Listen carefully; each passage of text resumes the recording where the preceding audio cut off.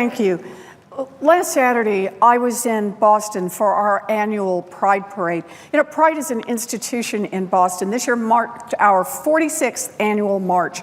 I have gone to Pride for years, and when I go, I don't march, I dance. I dance with people, young people and old people, black people and white people, Asian people and Latino people, gay people and straight people, bisexual people, transgender people, queer people. The parade has everything. It has intricate floats, marching bands, elaborate costumes, tons of onlookers. One Boston reporter called our parade pure joy, and he is right. I love Boston's Pride Parade. I love it as much as anything I've done as a U.S. Senator. For me, this parade is the tangible demonstration of what happens when we turn away from darkness and division and turn toward our best selves, when we turn toward each other.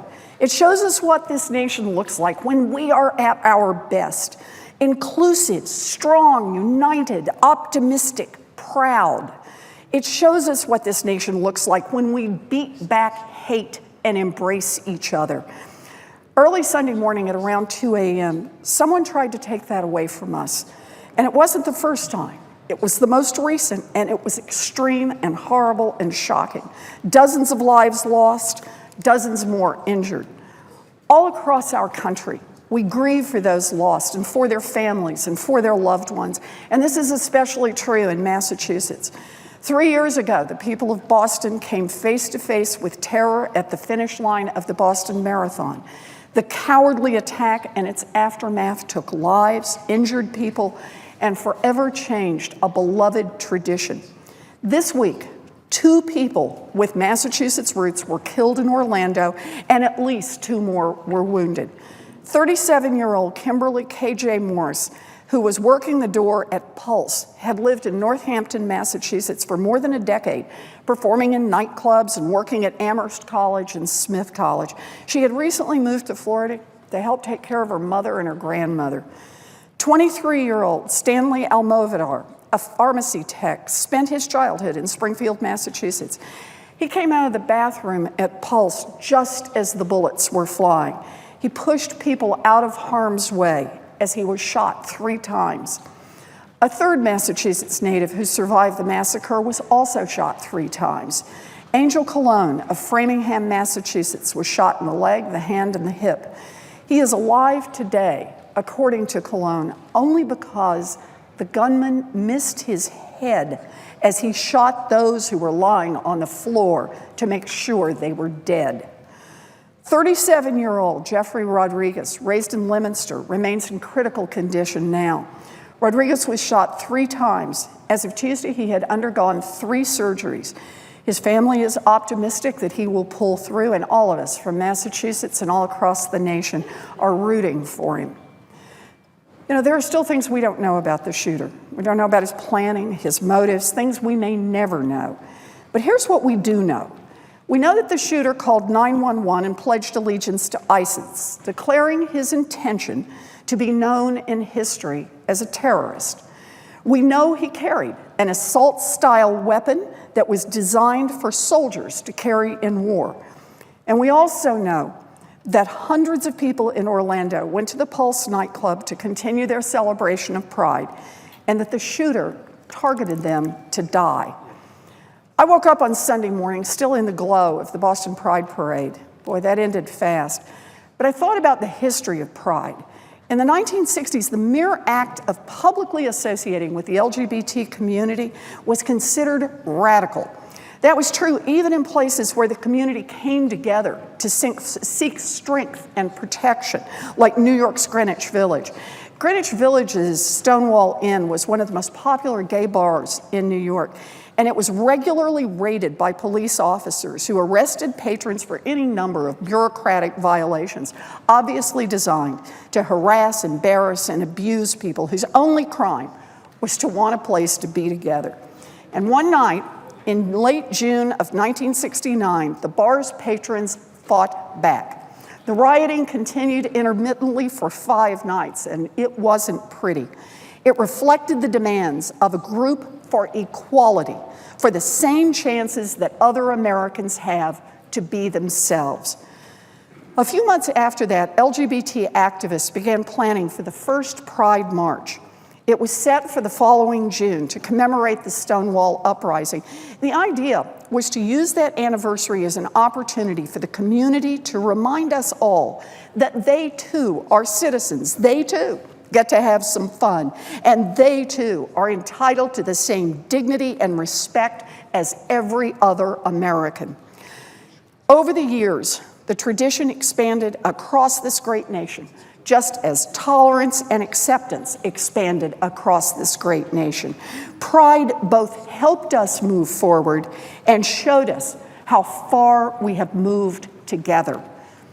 And when terrible things like the Orlando shooting happen, we face important choices as a country, as individuals, and as a community. When terrible things happen, we have to choose how we respond to them. And all of us will decide whether we are going to come together or splinter apart. We can become a country that is defined by fear and hate, fear of each other, hatred for anyone who is different from ourselves. In the America of fear and hate, we will alienate and isolate entire communities, creating even more fear and hate and threatening further violence. We will fracture as a people, splintering off into separate groups, each fearing others, each seeking to serve only themselves. Or we can make the choice to come together. We can choose that no community of immigrants, no community of Muslims, no community of young men is isolated in this country. We can do this knowing that when we embrace each other and build one people out of many, we become a stronger country. Stronger because of the bonds of community prevent alienation. Stronger because the bonds of community make it harder to turn against each other and break us apart. Stronger because the bonds of community mean people can get help before it's too late. We cannot ignore the fact that this massacre targeted an LGBT club, and we should learn from that and from the message of pride. In Orlando, an act of terrorism was also an act of hate, visited upon people who came together in friendship and celebration. But the patriots at Stonewall showed us the way. They gave birth to a movement that changed a nation. They beat back hate. They showed us that change is possible. Change for the better is possible. They showed everyone that love can triumph over fear and hate, that we can all come together. But boy, they showed us you've got to work for it. This is not an abstract idea. When it comes to our response to the tragedy in Orlando, we are already beginning to see the splintering of America. One side shouts, "It was a gun that killed all those people." The other side shouts, "It wasn't a gun, it was a terrorist that killed all those people." And through all of the shouting, we miss what should be obvious. It was a terrorist with a gun that killed all those people. A terrorist with hate in his heart and a gun in his hand that killed all those people. It is time for us to acknowledge all of these truths and to come together to address them. First, we must take the threat of terrorism seriously. We must continue to stop the flow of money to terrorist groups and to work with our allies to stop the movement of terrorists and disrupt hubs of radicalization abroad. And here at home, we need to make sure that our law enforcement agencies have the resources they need, funding, training, equipment. But we also need to make sure we have the resources to analyze and counter radical propaganda. The war on terror is now fought online, and we need to put our best forces online to fight back. We need to work with people in our local communities, not isolate or demonize them, to stop radicalization before it starts and to prevent tragedies before they occur, and to show that nobody is kept out of the American family because of how they look or talk or pray. Second, we must take the threat from guns seriously.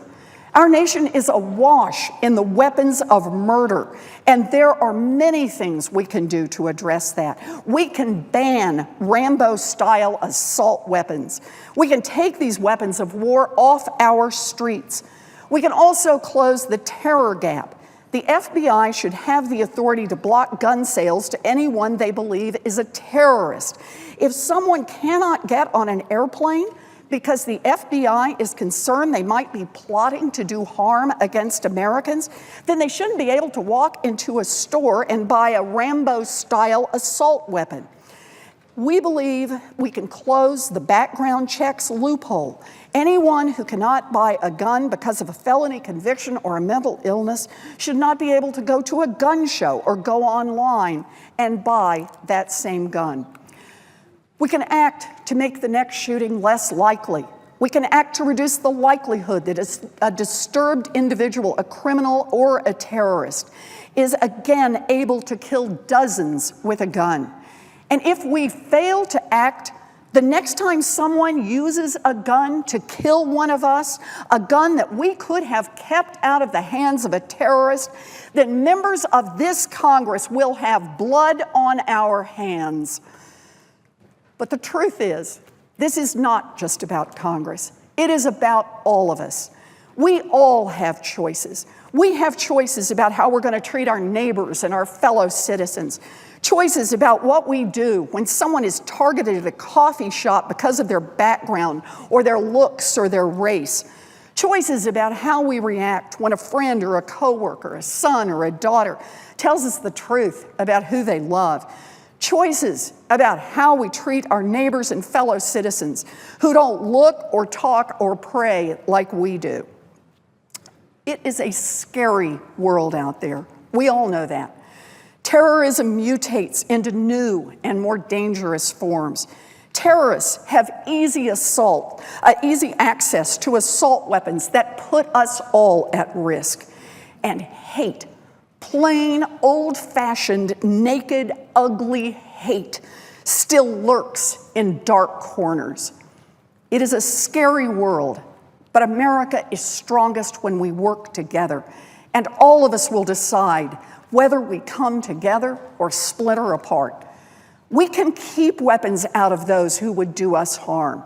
We can make it harder for terrorism to take root in this country. We can drive the forces of hate out of our nation. We can build a stronger, more united America. And we can begin right here in the United States Senate. We can begin right now. And with that, my question for the senator from Connecticut is this. Do you believe it is time for the Senate to act in the interests of the American people and finally pass these common sense, widely supported proposals to keep guns out of the hands of dangerous people?